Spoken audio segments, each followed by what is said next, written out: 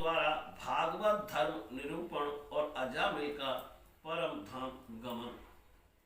श्री सुखदेव जी कहते हैं, परीक्षित, भगवान के नीति निपुण एवं धर्म का मर्म जानने वाले पार्षदों ने यमदूतों का ये अभिभाषण सुनकर उनसे इस प्रकार कहा। भगवान के पार्षदों ने कहा, यमदूतों, यह बड़े आश्चर्य और खेद की बात है कि धर्मज्ञों की सभा में अधर्म प्रवेश कर रहा है, क्योंकि वहां निरपराध और अदंडनीय व्यक्तियों को व्यर्थ ही दंड दिया जाता है। जो प्रजा के रक्षक हैं, शासक हैं, समदर्शी और परोपकारी हैं, यदि वे ही प्रजा के प्रति विषमता का व्यवहार करने लगे तो फिर प्रजा किसकी शरण लेगी।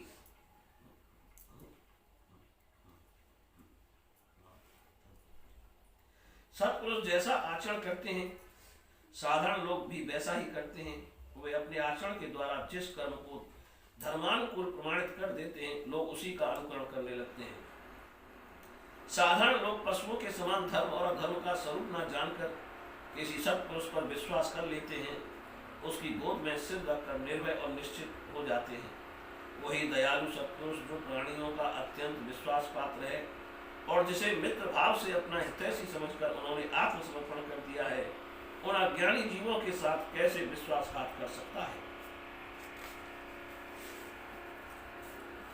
यमदूतों, इसने कोटि कोटि जन्मों की पाप राशि का पूरा पूरा प्रायश्चित कर लिया है, क्योंकि इसने विवश होकर ही सही भगवान के परम कल्याण में मोक्षप्रद नाम का उच्चारण तो किया है।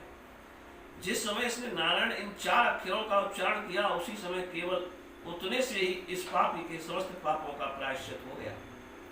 चोर, शराबी, मित्रद्रोही, ब्रह्मघाती, गुरुपत्नी गामी ऐसे लोगों का, संसर्गी, स्त्री, राजा, पिता और गायकों को मारने वाला, चाहे जैसा और चाहे जितना बड़ा पापी हो, सभी के लिए यही इतना ही सबसे बड़ा प्रायश्चित है कि भगवान के नामों का उच्चारण किया जाए, क्योंकि भगवान नामों के उच्चारण से मनुष्य की बुद्धि भगवान के गुण, लीला और स्वरूप में रम जाती है और स्वयं भगवान की उसके प्रति आत्म वृद्धि हो जाती है।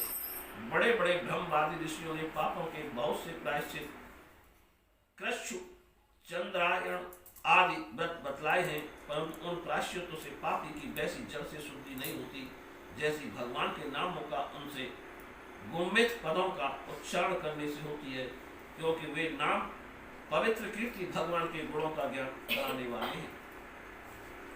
यदि प्रायश्चित करने के बाद भी मन फिर से कुमार्ग में पापी की ओर दौड़े तो वह चरम सीमा का पूरा पूरा प्रायश्चित नहीं है। इसलिए जो लोग ऐसा प्रायश्चित करना चाहें कि जिससे पाप कर्मों और वासनाओं की जड़ी उखड़ जाए, उन्हें भगवान के गुणों का ही गान करना चाहिए, क्योंकि उससे चित्त सर्वथा शुद्ध हो जाता है। इसलिए तो तुम लोग अजामिल को मत ले जाओ, इसने सारे पापों का प्रायश्चित कर लिया है, क्योंकि इसने मरते समय भगवान के नाम का उच्चारण किया है। बड़े बड़े महात्मा पुरुष ये जानते हैं कि संकेत में, किसी दूसरे अभिप्राय से परिहास में, तान अलापने में अथवा किसी को अवहेलना करने में भी यदि कोई भगवान के नामों का उच्चारण करता है तो उसके सारे पाप नष्ट हो जाते हैं। जो मनुष्य गिरते समय, पैर फिसलते समय, अंग भंग होते समय और सांप के डसते, आग में जलते तथा चोट लगते समय भी व्यवस्था से हरि हरि का कहकर भगवान के नाम का उच्चारण कर लेता है, वह यम यात्रा का पात्र नहीं रह जाता। महर्षियों ने जानबूझकर बड़े पापों के लिए बड़े और छोटे पापों के लिए छोटे प्रायश्चित बतलाए हैं। इसमें संदेह नहीं कि उन तपस्या, दान, जप आदि प्रायश्चितों के द्वारा वे पाप नष्ट हो जाते हैं, परंतु उन पापों से मलिन हुआ उसका हृदय शुद्ध नहीं होता। भगवान के चरणों की सेवा से वह भी शुद्ध हो जाता है। यमदूतों, जैसे जान या अनजान में ईंधन से अग्नि का स्पर्श हो जाए तो वह भस्म हो ही जाता है, वैसे ही जानबूझकर या अनजान में भगवान के नामों का संकीर्तन करने से मनुष्य के सारे पाप भस्म हो जाते हैं।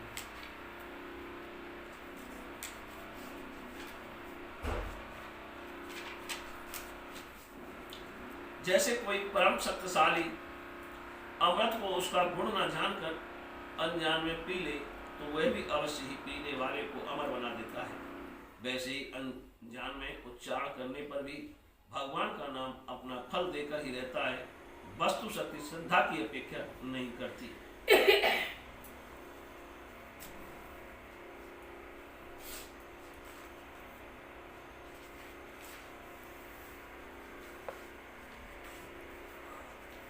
श्री सुखदेव जी कहते हैं, राजन, इस प्रकार भगवान के पार्षदों ने भागवत धर्म का पूरा पूरा निर्णय सुना दिया और अजामिल को यमदूतों के पास से छुड़ाकर मृत्यु के मुख से बचा लिया। प्रिय परीक्षित, पार्षदों की यह बात सुनकर यमदूत यमराज के पास गए और उन्हें यह सारा वृत्तांत ज्यों का त्यों सुना दिया। अजामिल यमदूतों के फंदे से छूटकर निर्भय और स्वस्थ हो गया।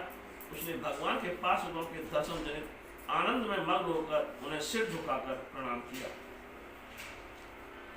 निष्पाप परीक्षित, भगवान के पार्षदों ने देखा कि अजामिल कुछ कहना चाहता है, तब वे सहसा उसके सामने ही वहीं अंतर्ध्यान हो गए। इस अवसर पर अजामिल ने भगवान के पार्षदों से विशुद्ध भागवत धर्म और यमदूतों के मुख से वेदोक्त सगुण प्रवृत्ति विषयक धर्म का श्रवण किया था।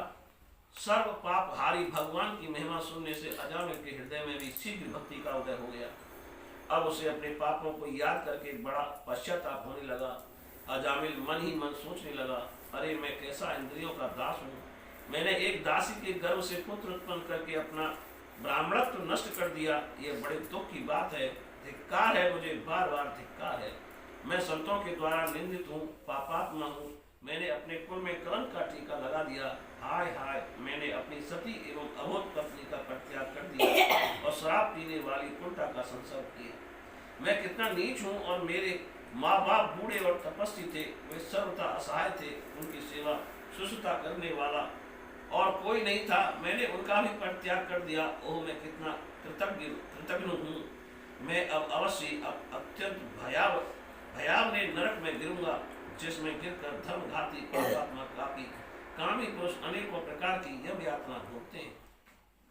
मैंने अभी जो अद्भुत दृश्य देखा, क्या ये स्वप्न है अथवा जागृत अवस्था का ही प्रत्यक्ष है? अभी जो हाथों में फंदा लेकर मुझे खींच रहे थे, वे कहाँ चले गए? अभी वे मुझे अपने फंदों में फंसाकर पृथ्वी के नीचे ले जा रहे थे, परंतु चार अत्यंत सुंदर सिद्धों ने आकर मुझे छुड़ा लिया। वे अब कहाँ चले गए? यद्यपि मैं इस जन्म का महापापी हूँ, फिर भी मैंने पूर्व जन्मों में अवश्य शुभ कर्म किए होंगे, तभी तो मुझे इन श्रेष्ठ देवताओं के दर्शन हुए। उनकी स्मृति से मेरा हृदय अब भी आनंद से भर रहा है। मैं उल्टागामी और अत्यंत अपवित्र हूँ। यदि पूर्व जन्म में मैंने पुण्य न किए होते तो मरने के समय मेरी जीभ भगवान के मनमोहक नाम का उच्चारण कैसे कर पाती? कहाँ तो मैं महाकपटी, पापी, निर्लज्ज और ब्रह्म तेज को नष्ट करने वाला, तथा कहाँ भगवान वह परम मंगलमय नारायण नाम। सचमुच मैं तो कृतार्थ हो गया। अब मैं अपने मन, इंद्रिय और प्राणों को बस में करके ऐसा प्रयत्न करूंगा कि फिर अपने को घोर अंधकार में नरक में न डालूं। अज्ञानवश मैंने अपने को शरीर समझकर उसके लिए बड़ी बड़ी कामनाएं की और उनकी पूर्ति के लिए अनेकों कर्म किए। उन्हीं का फल है यह बंधन है। अब मैं इसे काट कर समस्त प्राणियों का हित करूंगा, वासनाओं को शांत कर दूंगा, सबसे मित्रता का व्यवहार करूंगा, दुखियों पर दया करूंगा और पूरे संयम के साथ रहूंगा। और भगवान की माया ने स्त्री का रूप धारण करके मुझ अधम को फांस लिया और क्रीड़ा मृग की भांति मुझे बहुत नाच नचाया। अब मैं अपने आप को उस माया से मुक्त करूंगा। मैंने सत्य वस्तु परमात्मा को पहचान लिया है, अतः अब मैं शरीर आदि में तथा मेरे का भाव छोड़कर भगवान नाम के कीर्तन आदि से अपने मन को शुद्ध करूंगा और इसे भगवान में लगाऊंगा। सुखदेव जी कहते हैं, परीक्षित, उन भगवान के पार्षद महात्माओं का केवल थोड़ी ही देर के लिए सत्संग हुआ था। इतने से ही अजामिल के चित्त में संसार के प्रति तीव्र वैराग हो गया। वे सबके संबंध और मोह को छोड़कर हरिद्वार चले गए। उस देव स्थान में जाकर वे भगवान के मंदिर में आसन से बैठ गए और उन्होंने योग मार्ग का आश्रय लेकर अपनी सारी इंद्रियों को विषयों से हटाकर मन में लीन कर लिया और मन को बुद्धि में मिला दिया। इसके बाद आत्मचिंतन के द्वारा उन्होंने बुद्धि को विषयों से पृथक कर लिया तथा भगवान के धाम अनुभव स्वरूप पर ब्रह्म में जोड़ दिया। इस प्रकार जब अजामिल की बुद्धि त्रिगुणमयी प्रकृति से ऊपर उठकर भगवान के स्वरूप में स्थित हो गई, तब उन्होंने देखा कि उनके सामने वही चारों पार्षद जिन्हें उन्होंने पहले देखा था खड़े हैं। अजामिल ने सिर झुकाकर उन्हें नमस्कार किया।